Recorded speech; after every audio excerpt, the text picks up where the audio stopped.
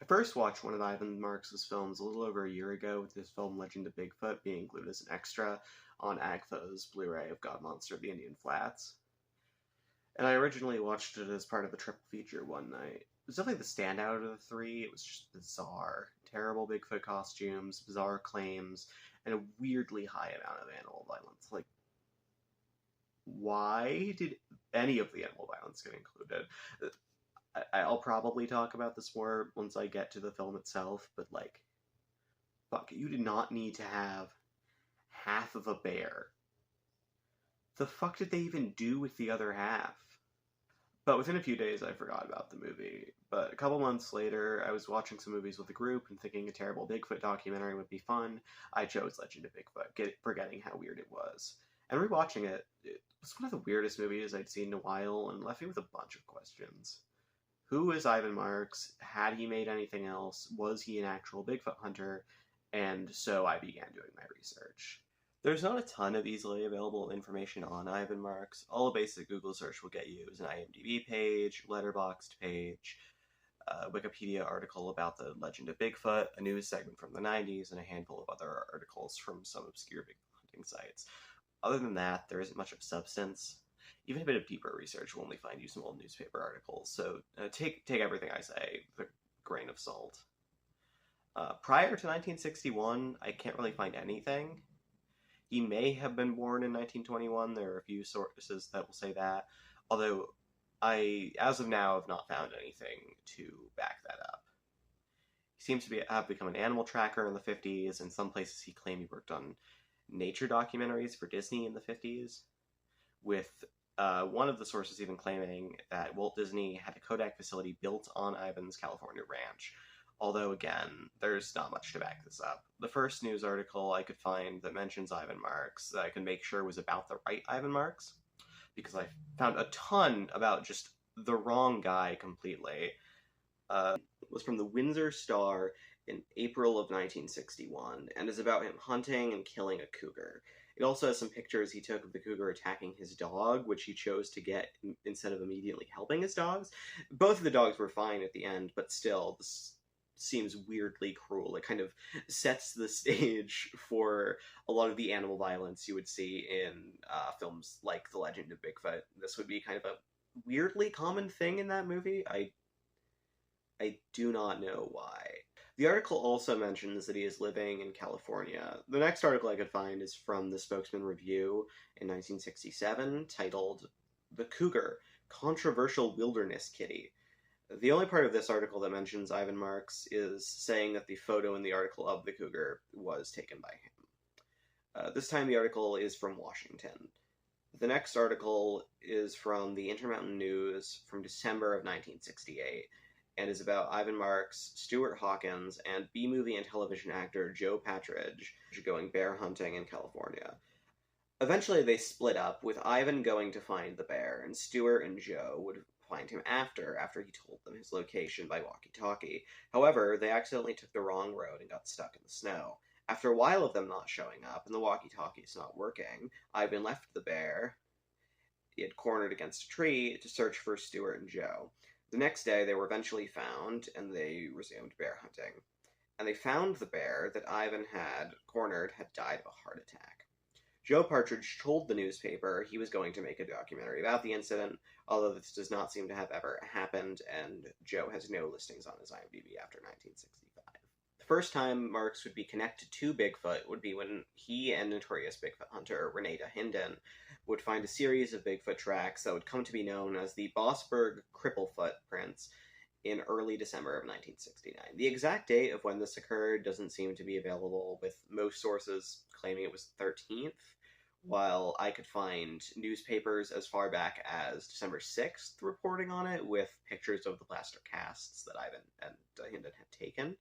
So I don't know where this false number came from, but my guess would be that the prints were most likely found around like the 1st through the 4th.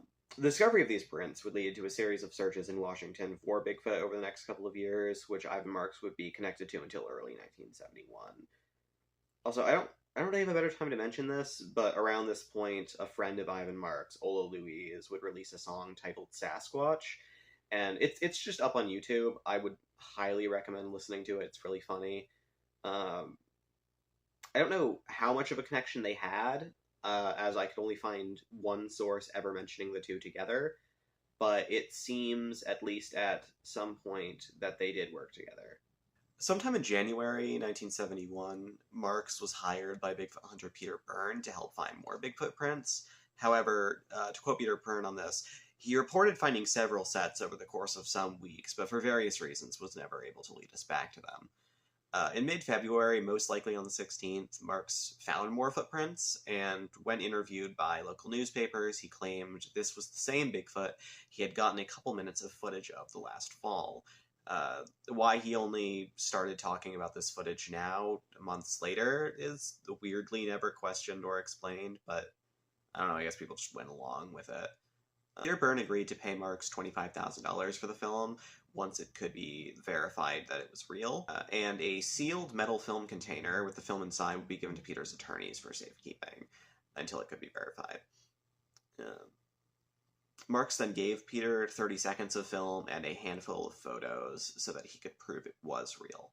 Peter then screened the film to a small group that was also part of the search. At the end of the film, Stephen, a child of one of the researchers, said that the area in the film looked a lot like the edge of Ivan's property. A few days later, they investigated and found that it was indeed filmed at a spot on Ivan's property. And to add to this, they found that one of the logs that Bigfoot had walked under in the film was only 5'11" off the ground, which means this was not the 10-foot Bigfoot that Marx was talking about, but instead, probably only like 5'8". To give Marx the benefit of the doubt, Peter did not tell him immediately, and instead continued to try to figure out whether or not the footage was fake. However, a few days later, the discovery would be made that the shadows on the film and the photos did not line up, and that they could not have been taken between seconds of each other, as Marx had claimed. After this, they planned the next day they would confront Marx about this. And for this next part, I am just going to quote Peter Byrne directly, as I think I couldn't write it better than this. "Alas, we were too late. In the night, as was clearly indicated by the discarded personal belongings strewn across his front yard, our quarry had got wind of our plans and, as they say, had upped and run for cover, and in a hurry had left a veritable river of trash running from the open, flapping in the wind front door of the shack where he parked his Volkswagen Bug. One that included ancient and tattered magazines and newspapers, old patched and repatched gum boots, torn cotton towels, plastic raincoats, ragged shirts, woolen hats ripped up, oil and grease-stained work shirts and trousers, empty motor oil containers, rusting baked bean and soup cans, stained and ragged blankets, mayonnaise and jam and pickle jars, and dog food cartons and half-filled trash bags. In answer to the unspoken question, no. The abandoned garbage did not contain a fursuit." Peter would later find out that Marx had returned to his ranch in California, and Peter would never see him again. After this, he would open the sealed metal canister to see what was actually inside and would find roughly 100 feet of black and white Mickey Mouse cartoons from the 50s and 60s. Sometime after this, Marx would begin work on his first feature-length film. The Legend of Bigfoot was released sometime in late 1975. I can't find an exact date for when it was released, but from what reviews and ads I can find in newspapers, it was seemingly released at some point in December. The movie was written by Harry Weiner and Paula LeBrot, and directed by Harry Weiner. I can't find any information on Paula, and I've tried to reach out to Harry to do an interview, but as of filming this, I have not gotten a response. The movie follows Ivan Marx as he tries to find Bigfoot, and is fairly repetitive, with most of it being animal footage, while Marx's narration talks about searching for Bigfoot. Every once in a while, he'll find Bigfoot, and then Bigfoot will get away. Every time there's just a bunch of just fucking weird lines like these. They told how creatures the Indians called stickman had come in the night and stolen the Indian children. My head was reeling with Bigfoot. I was uncomfortable. But scientists challenged my film. I was haunted by their questions. There was Bigfoot chanting in a strange tongue. Everyone was terrified. The spirit of his mother was speaking through the voice of Bigfoot. They must abandon their homes, which they did. Rivers of blood flowed across the sky and down into the snows. It seemed to be the last day of the world. Bigfoot was punishing us for bringing it sorrow. And a couple of very memorable scenes, such as one where a squirrel gets run over by a car, followed by 2 minutes of almost complete silence as one of the other squirrels drags the dead squirrel out of the road. And another where they find half a bear. Again, what the fuck? They didn't need this in the film. But the squirrel one especially, I also barely see people talking about it in reviews. Like, every time I watch it is the most shocking and memorable moment of the film, but I just never hear anybody talking about it. Even in the reviews, the review that I have found from the 70s, it's not mentioned. The reviewer just kind of says it's a very boring film. Anyway, I feel like it's not really necessary for me to give more of a detailed review of this movie, as I'm guessing if you are watching this, you've already seen the movie. So I'm just going to get right to the next part. The next film project Ivan would be involved in was Chrissy and the Legend of Mount Shasta. The film was released in 1978 and is now considered lost. I don't know how much Ivan was actually involved in the production, as all we have is a poster in which Ivan and Peggy Marx are credited as photographers. Websites like IMDb and Letterboxd also credit Ivan as a director, although no director credit is on the poster, so I don't know where this idea came from. The only other really notable thing about this movie that we can actually find is that the poster credits Ola Louise as executive producer, which means that Ivan Marx had continued to be friends with Ola over these 8 years since the song Sasquatch was released.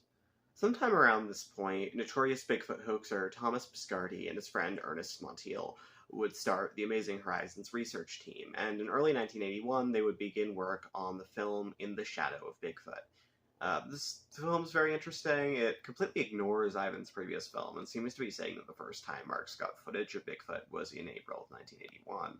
The film also tries to ground itself more, with the film being more of Ivan interviewing people rather than him just randomly stumbling onto Bigfoot every couple minutes. Going as far as him only finding Bigfoot once in the movie, and all the other Bigfoot footage was taken before the film. With all these talking head interviews, though, it also leads to a lot of just bizarre claims, like these. I would say that there's a minimum on our continent alone of 1,200 of these things. In short, he looks like the very devil. Dr. Levine's research was in the realm of defining the Bigfoot creature as a psychic phenomenon. It is said that Bigfoot is afraid of his shadow, and maybe someday he can enjoy the warm Arctic sun and learn to live with his shadow. Oh, Bigfoot has sent me warning. So what they'll do then, if they have a couple of rifle shells in their pocket or a pocket knife, split everything they have down the middle, they'll leave half of it on the ground for Bigfoot. So Bigfoot, if he should invent a vehicle, then this guy might be driving around with our own petrol. Everyone has heard about the hair-covered half-whale, half-alligator that lives in the lake, because he is afraid of man and his greedy ways. Also, there's one scene where Ivan Marx claims this. But never have I found where Bigfoot eats any red meat. And what are you talking about? I mean, again, the bear. Around this time, Amazing Horizons was also released Bigfoot Alive and Well in 82, which seems to be just basically the same film as In the Shadow of Bigfoot, with just a bit of new footage thrown in and a different edit. I didn't even watch the whole thing for this video, if I'm being honest. I did not feel like it. I wanted to try to get it done today. But anyway.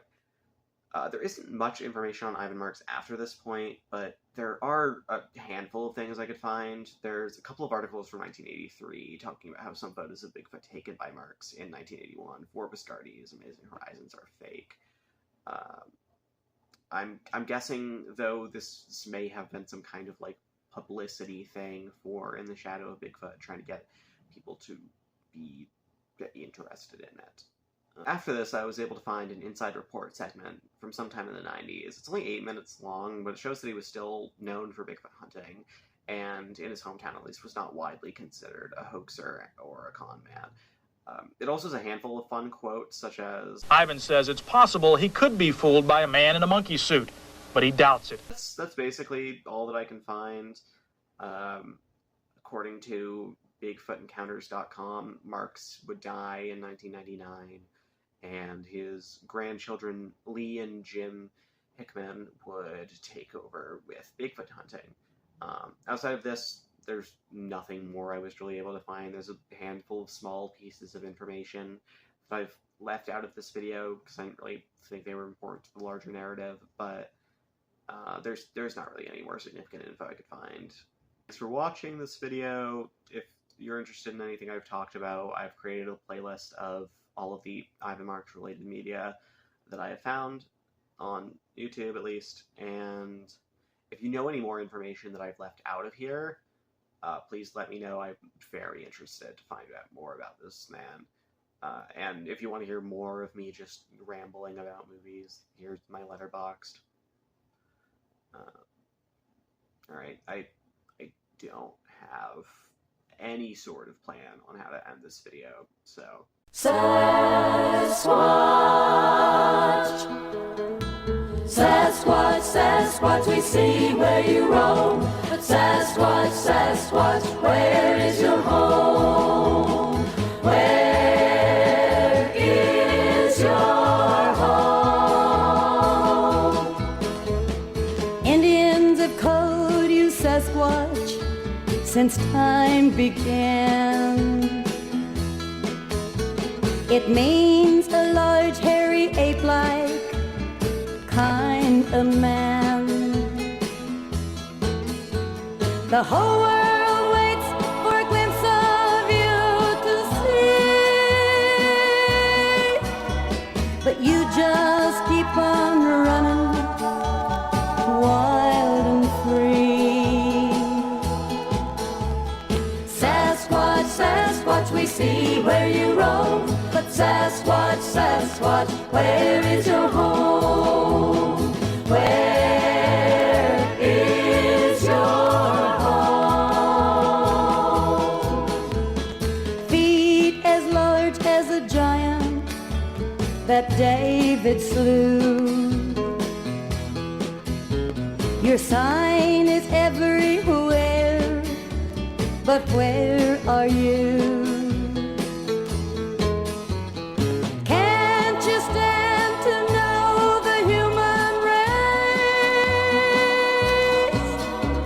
Is man so bad that you won't look him in the face? Sasquatch, Sasquatch, we see where you roam. But Sasquatch, Sasquatch, where is your home? Where is your home? If ever we get to visit you in your house, will we find a baby Sasquatch and a loving spouse? Or are you